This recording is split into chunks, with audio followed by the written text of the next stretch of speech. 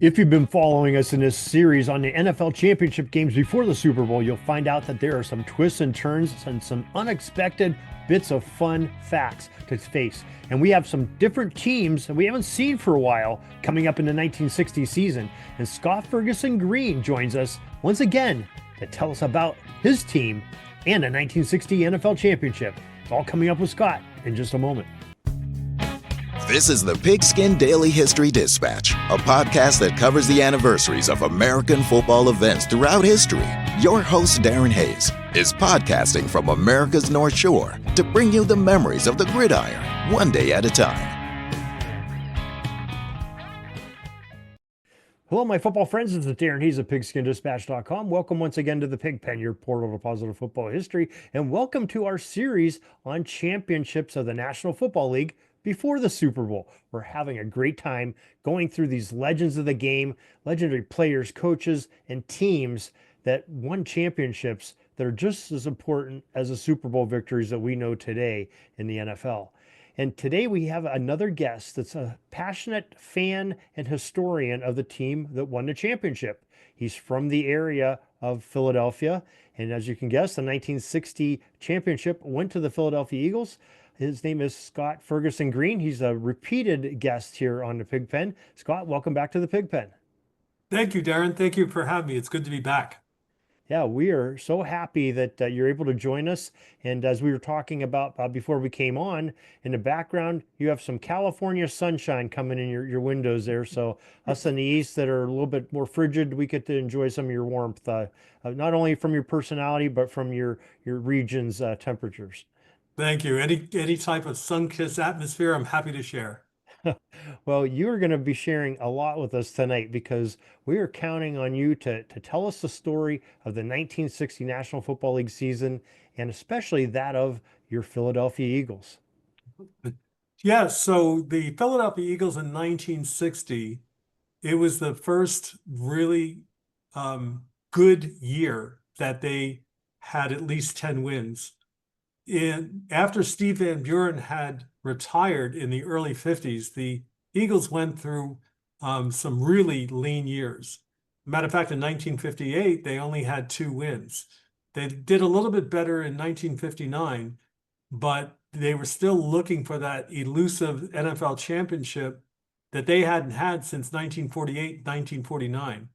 As a matter of fact, during those years, they're the first and only NFL team in history that actually won 2 back-to-back NFL championships without allowing a single point from the opponent. The only one in the over 100 years of NFL championships or championship games. So that's very unique. But that goes to show you what happens after someone great, a Hall of Famer like Steve Van Buren, retired. So the Eagles during the 50s went through a lot of lean years, which I know that you and I have talked about Bert Bell before.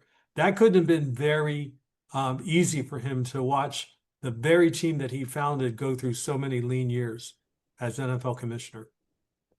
Yeah, and then the other team he was associated had lean years every single year with the Steelers. Yeah, it's an amazing ride, really what the Eagles have done. And we've discussed this back when we talked about the 48 and 49 series. You know, you talk about World War II, the Eagles are merging with the Steelers one year. They're sort of, scraping rock bottom most of the time or mediocre at best, and then win 2 championships in a dominating fashion, like you alluded to with the shutout wins. And they sort of went on that roller coaster ride again here in the 50s, as you described, and really hit the pinnacle here in 1960. Yeah. And one of the things that actually helped was the hiring of Buck Shaw as head coach of the Philadelphia Eagles, because honestly, under him, he actually turned things around. When they finally got Norm Van Brocklin from the Rams, and I'll tell you a little bit how that happened in just a bit, but when they got Norm Van Brocklin to be the starting quarterback of the Philadelphia Eagles, with, by the way, Sonny Jurgensen as the backup quarterback, that really started to turn things around for the Eagles. Once the 59 season hit, but especially in 1960, because they had the best record in the National Football League during 1960. So they won the Eastern Conference Championship. And so they were playing the Green Bay Packers under second-year coach Vince Lombardi. And what's unique about that is that Vince Lombardi was only known as an assistant. He was yet to gain the type of fame as a genius head coach that he was to have later in the 60s. But he was mainly known as a good assistant for the New York Giants. So when he came to the Packers, he was specifically hired to turn the Packers around. And the same thing with head coach Buck Shaw. He was brought in to turn things around. And one of the things that Buck Shaw did when the Eagles acquired Norm Van Brocklin, that was to make him basically the quote unquote head coach on the football field. And that meant a lot to Norm Van Brocklin. Norm Van Brocklin had retired from the Los Angeles Rams. And the only reason that he did so, and this to me is amazing, is because of the fact that he didn't want to play under the system of Sid Gilman. And so Sid Gilman was, turned out to be a offensive genius, and his offenses were very unique. And he didn't have a personality problem with Sid Gilman. He just didn't want to play under that system. So Norm Van Brocklin was going to actually go into business once he retired. But when he ended up talking to Buck Shaw says, I'm going to give you the keys because you are going to be the coach on that field. And that's what Norm Van Brocklin wanted. So that really started to turn the Eagles around. And in 1960, out of which at that time they had a 12-game season in the National Football League, the Eagles won 10 of those. And that really made a difference. And so when they got to the championship game, that was against the Green Bay Packers, who, like the Eagles, had very little wins in 1958. They improved a little bit in 1959. They were 8-4 in 1960. So as champions of the Western Conference, the Packers played the Philadelphia Eagles for the NFL championship game. They played it on Monday, December 26, 1960 at Franklin Field in Philadelphia. And they played it on Monday because the NFL wanted to avoid having the championship game played on Christmas Day. And the only other league championship game that was played on Monday was the 1955 championship game between the Cleveland Browns and the Los Angeles Rams. So it was only time between 1958 and 1963 that the New York Giants were not involved with the NFL championship game. So the Eagles kind of broke that streak that the Giants were having by reaching the NFL championship game. Some of the key players for the Eagles was Chuck Bednar, Norm Van Brocklin, like I said, Tommy McDonald, Timmy Brown, Pete Redsloff. Some of the key players for the Packers were Jim Taylor, Bart Starr, Paul Hornung, Max McGee, who was basically the hero of Super Bowl I when he came off the bench with a hangover, by the way, to win Super Bowl I. Paul Hornung and Max McGee shared the same position as punters. Max McGee was the punter for the Packers, and Paul Hornung was the actual kicker. So they shared kicking duties. Some of the facts of the game was that Franklin Field didn't have any lights. So the game had to be moved from 1 o'clock in the afternoon to 12 o'clock noon in case the game went into overtime like it did 2 years before between the Colts and the New York Giants. Normally Franklin Field holds about a little over 67,000, but 67,325 fans showed up, and that only happened because of the fact that the Eagles added 7,000 seats around the track of Franklin Field. So coming into the game, the Eagles were third in offense with points scored and 7th in defense with points allowed. The Packers came into the game second in offensive points scored and second in defense that was allowed. So of course, the head coach of the Packers was the yet to be famed Vince Lombardi. And of course, as I said before, the coach of the Philadelphia Eagles was Buck Shaw. Because of the fact that so many people had shown up for the game, seems a bit unusual since it was on Monday, which is a work day, but didn't matter. The one thing that did make a difference was the fact that even though the game was sold out, it was blacked out locally. And there were people in the Philadelphia area that would go to New Jersey or New York to watch the game on television because it was actually blacked out in the Philadelphia area. Some of the facts about some of the players is Chuck Bednarik didn't start off the 1960 season playing offense and defense, but because he was a long snapper, but he ended up playing both ways, both offense and defense. He played center, and he also played linebacker on defense down the stretch of the 1960 season.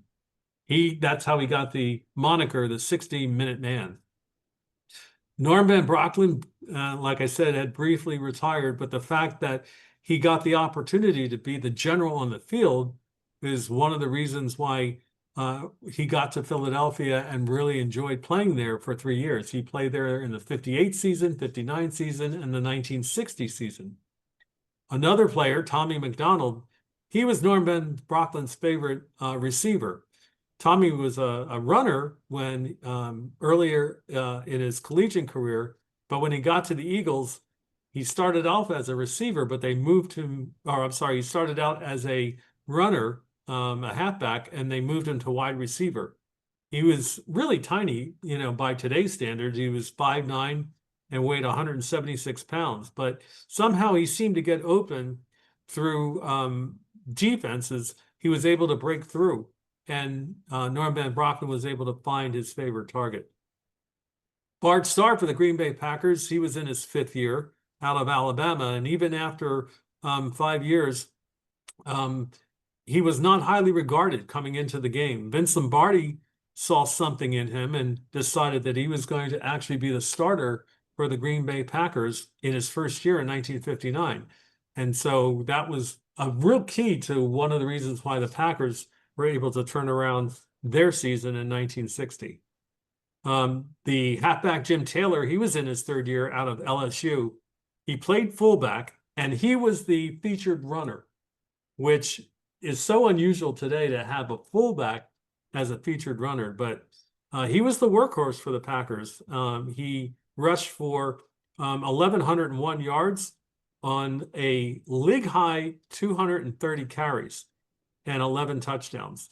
Jim Taylor was one half of the backfield of the Packers with Paul Hornung, and together they were nicknamed Thunder and Lightning.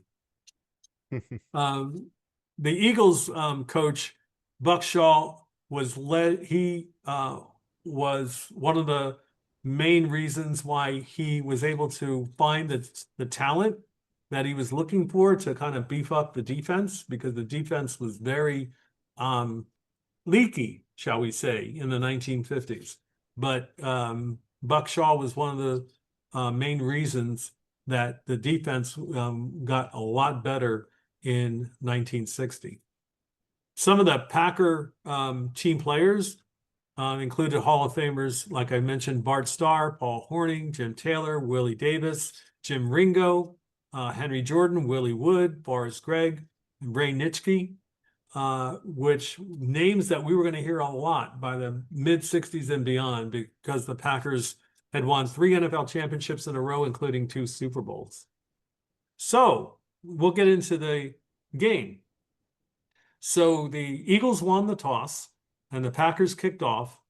And on the first offensive play of the game, Norm Van Brocklin, he actually threw a swing pass to halfback Billy Ray Barnes, but the pass was a little high and it bounced off of Barnes, and it was intercepted by the Packers' Bill Quinlan on the Eagles' 14-yard line. So that was not a great start for the Philadelphia Eagles. Not really. And so the Eagles, Vince Lombardi wanted to make sure that the Packers had a good running game against the Eagles, but the Eagles actually stood up to the Eagles' rushing attack. And as a matter of fact, when they actually had a 4th and 2, the Packers went for it, and the Eagles' defense held, and the Packers turned the ball down on turned it over on downs. Oh, So that's amazing. I mean, sit there and think about that for a second. You start off a game, have something really bad happen, like an interception. Team has a ball on a 14-yard line, and you hold them scoreless. That's got to be a humongous boost after some deep depression and some anxiety in the beginning of the game. yes, and again, the defense, really shored up. And the two players that actually had the most tackles during the game were Chuck McNark and Chuck Weber, another linebacker for the Eagles. I actually watched this game on film, and they were everywhere. They plugged up those holes. So now you have the Eagles. They got the ball back because the Packers gave it up on downs. And the Eagles started, okay, we're going to have a rushing attack of our own. Well, Norm Van Brocklin handed the ball off to Ted Dean, and Ted Dean fumbled the ball. He recovered, it was recovered on the Packers' 22-yard line. So they got the ball back, and then they turned the ball over by fumbling again. So the Packers again had an opportunity to start their field position inside the Packers, near the Packers red zone. I'm sorry, the Eagles red zone.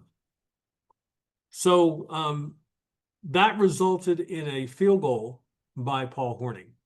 So the Packers led 3-0. After Paul Hornung kicked a second field goal from 23 yards, and this was at the beginning of the second quarter, to give the Packers a 6-0 lead, the Eagles decided that they were going to drive by throwing key passes. That's what Norm Van Brocklin kind of wanted and was able to do, was to throw key passes. And he threw a key pass to Tommy McDonald for 22 yards. And then he threw another one for 35 yards, which included that touchdown pass.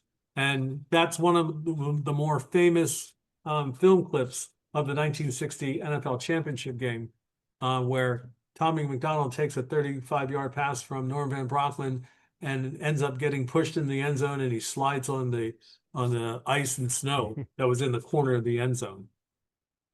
And that gave the Eagles a 7-6 lead. But after the Eagles got the ball back, they marched down again against the Packers and added a field goal by Eagles kicker Bobby Walston. The team had a 10-6 lead. The Packers again got the ball, and this was late in the second quarter, and they drove down the field, and they got to the Eagles 7-yard line. But the Packers' drive was stalled, and the Packers' Paul Hornung attempted a 13-yard field goal, which he missed as it sailed wide left. Can you imagine a 13-yard field goal and he missed it? Yeah. That miss was very key and critical to what happened toward the end of the game, because it was that wide left kick that could have been the difference in the game. Yeah, So we're going to go to the third quarter. Scott, if I may, just so the listeners are understanding, when you say they were down to the 13-yard line kicking the 13-yard field goal, we have to remember the goalposts were on the goal lines until the 1970. I think 1972 is when they end up moving them back to the end line. So these goalposts are a lot closer to the kickers, and so 13-yard field goal, from inside the 20 is not uncommon back then. Thank you for mentioning that. Yeah, because that yes, it was that close, so when you talk about, you couldn't really kick a 13-yard field goal today, it would be probably 23 yards with the goalpost on the back of the end zone. Right. So the teams came out of the half, and in the third quarter, the Packers started their drive, and they advanced to Philadelphia's 34-yard line. Bart Starr had handed the ball off to Paul Hornung, and he got tackled by Chuck Bednarik with help from Chuck Weber, as I mentioned before, his name. It knocked Hornung out of the game for a bit. On the next play, Bart Starr handed the ball off to Jim Taylor, and he failed to pick up the first down, and the Packers once again had to turn the ball over on downs. That is amazing that several times now the Eagles have stopped them when the Packers were going for the first down, and it made a difference in the game. Now the Eagles promptly marched down deep into the Packers territory, and the Eagles were inside the 10. Van Brocklin rolled to his right, and he was looking for Tommy McDonald in the end zone, and he threw an interception in the end zone, in the arms of Packers' Jim Simon. The touchdown gave the Packers, the touchback gave the Packers the ball on their own 20-yard line, and from there, in punt formation, after going basically 3 and out, Max McGee decided to run the football instead of punting it. And he ran enough to get the first down. And Vince Lombardi was livid because that was totally unexpected, even to the Packers. But Max McGee, who, for those that don't know, Max McGee was his own independent spirit. He was always partying. He was always breaking curfew. And even though he loved Vince Lombardi, they had a few run-ins. And that was one thing that Vince Lombardi did not appreciate, was the fact on fourth down inside the Packers territory, Max McGee decided that he was going to run and try and get the first down when it was a long way. He managed to do it, but Vince Lombardi was not happy about that. But going into the fourth quarter on the same drive, the Packers marched down to the field and took the lead with a 7-yard touchdown pass from Max McGee, to Max McGee from Bart Starr, which gave the Packers a 13-10 lead with about 13 minutes left in the game. The Eagles then received the kickoff and got an excellent return, and they were able to score a touchdown when the Eagles' Ted Dean ran into the end zone on a 5-yard sweep running to the end zone. With a little over 5 minutes left in the game, the Packers took over. Now, they started their next drive on a short pass from Bart Starr to Max McGee, but unfortunately, Max McGee had fumbled the ball just a little bit past midfield.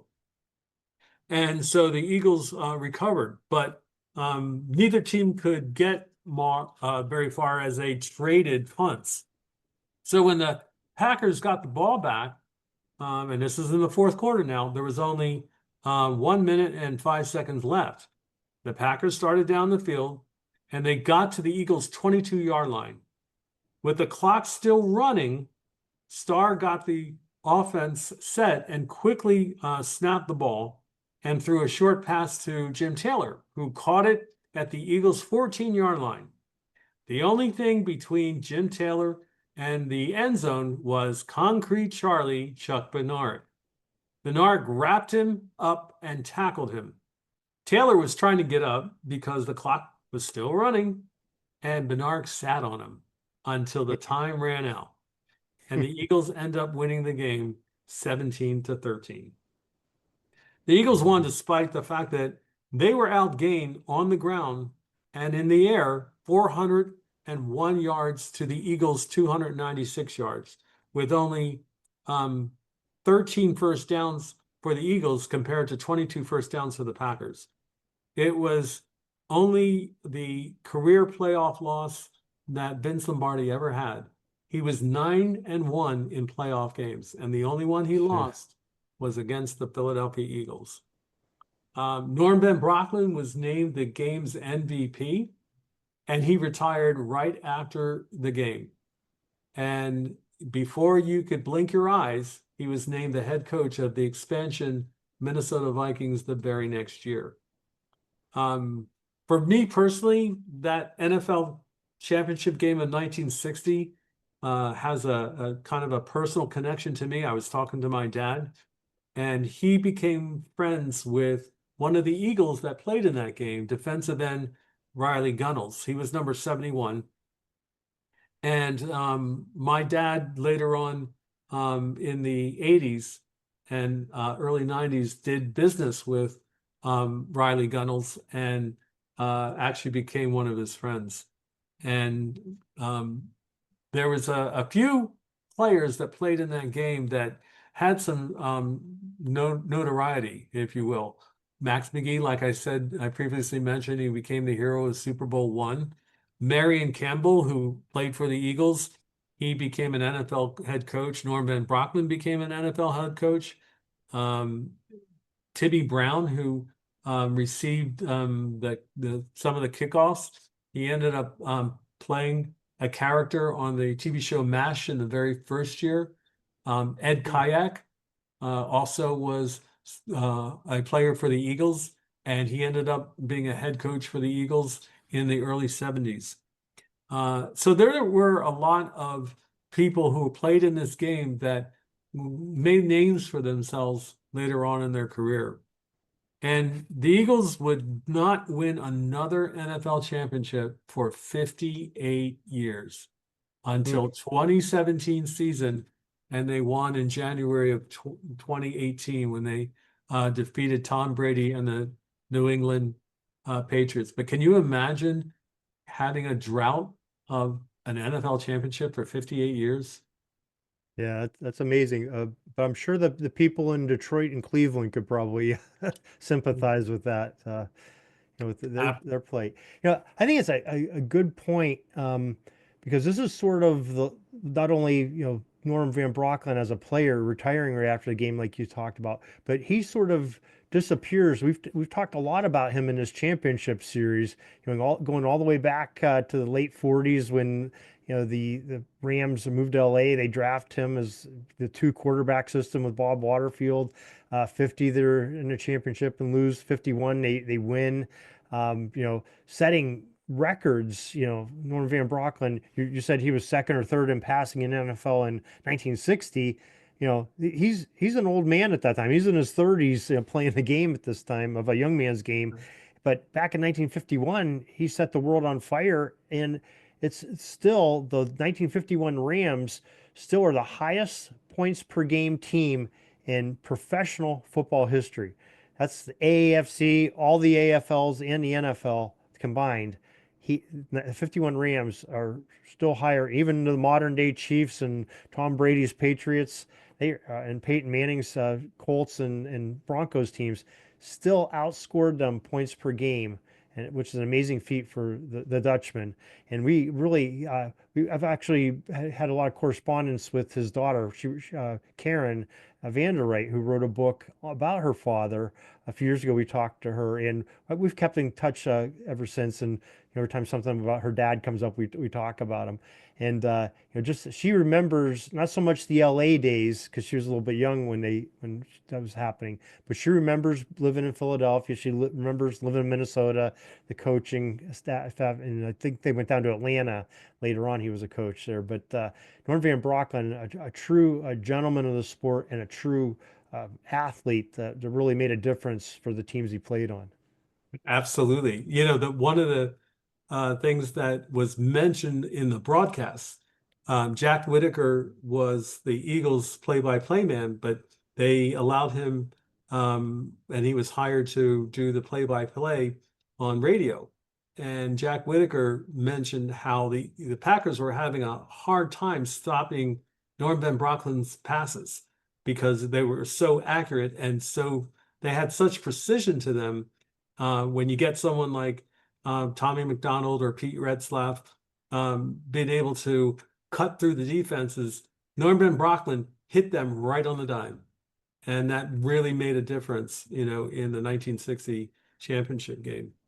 That they, for a long time, and I do remember this, for a long time, when I was younger, that 1960 championship game meant so much to the people in Eagles country, in Philadelphia and in Eastern Pennsylvania, that the only other time that the Eagles played the Packers after that game was in 1962, until the opening game of the 1968 season, when the Eagles played the Packers. And I remember when I was a little kid, I remember that there was such a buzz that the Eagles were playing the Packers to start the 1968 season, because there was still wonderful reminiscing of the 1960 NFL championship, and the fact that people still was harking back to that and remembering that. So it was such a rarity during most of the 60s that the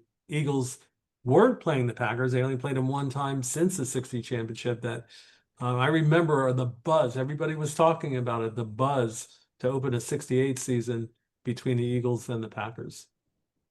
Yeah, that had to be historic times, and making you go back. That's unbelievable. They didn't play each other with a smaller NFL, because the AFL isn't involved with them yet. So there's what, 14 teams in the NFL, and they don't play each other for 6 years. Wow, that's amazing all to itself.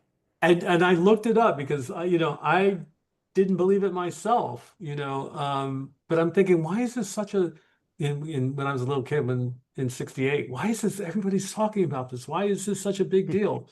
And I actually looked it up, and the only time that they played the Packers before that was in 62. And I looked up every game, and no, they did not play the Packers, in most of those years. Hmm. That's very unique. Must have Yeah, had something to do with travel, because or well, let's see, Pete Rozelle would have been in charge by then, because Burt Bell would have passed, and right, Burt Bell was one, he loved to have those big games in the beginning of the season, almost like the NFL does today. Like right, in 1950, when the Browns came in, he made sure the Browns and the Eagles, the two champions, AAFC and NFL respectively, playing each other an opening game. You want these yeah, marquee games, and you definitely would think that the Eagles and the Packers, since they met, twice in the right. playoffs in the early 60s, would be playing quite a bit. Yeah. And there were some characters that came out of that 60 championship game, one of them being Tommy McDonald. When my dad was doing business with his friend Riley Gunnels, he actually met Tommy McDonald in Gunnels' place of business. And my dad said that Tommy McDonald is quite a character, and I know in the Philadelphia area, the Fame Hall of Famer newspaper writer and columnist, Ray Didinger, he now has written, and every year, the play Tommy and Me, which is about his relationship with Tommy McDonald, that actually is shown in different areas each year. It's a great play. I actually saw it in Delaware when I flew from California to Philadelphia, and then went to Delaware to see that play. It's you would get a kick out of the personality of Tommy McDonald, because the play Tommy and Me sure shows what Tommy McDonald was like in his playing years. Huh, very interesting. I'll have to catch that if I ever get a chance to. It sounds very interesting. Mm. Well, Scott, you did an excellent job of not only recapping the championship game, but really filling us in on what the players were like and the coaching staffs of both teams.